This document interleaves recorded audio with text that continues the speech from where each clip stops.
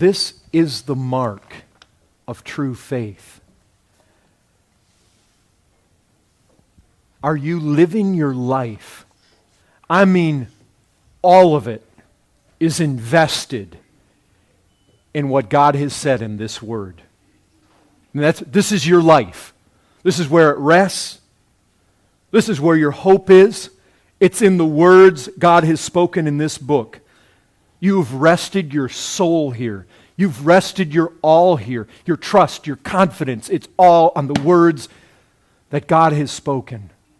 It's on what this book reveals in words about who God is, who Christ is. Your trust is there. Your rest is there. You live your life banking on the realities of this book. You're not like John 2. You're not like those that crossed over, the vast majority of them, with whom God was not pleased.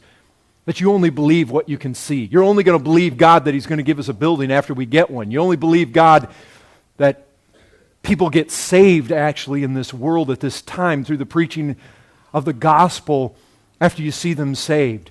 You only believe that God will take care of your financial needs once you have money in your pocket. But before that, you're full of anxieties, you're full of worries, distrust, you're grumbling.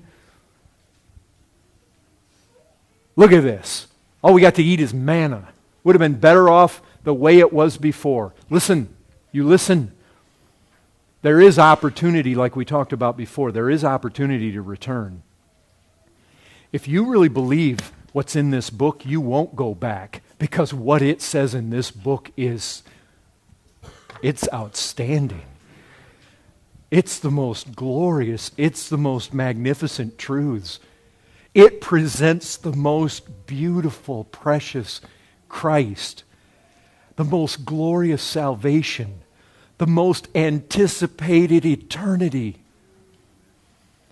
But in this life, it promises God will be our God and He will take care of His people. He will not forsake His people. You may get sawn in two. You may die by the sword. You may have to live in a cave. But you can do it trusting the Lord. Brethren, we are people who are called believers for a reason. I mean, make decisions in your life that put God to the test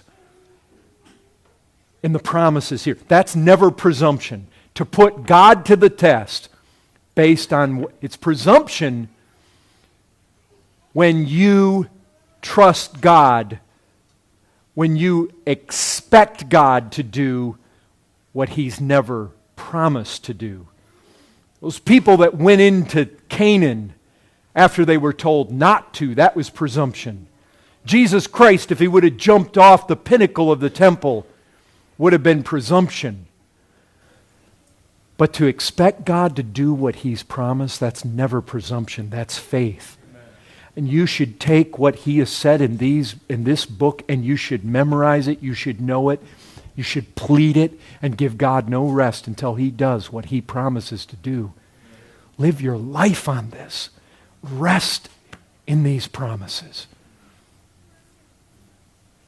Trust that that Red Sea is going to open up. Trust it. This is an example for us upon whom the end of the ages has come.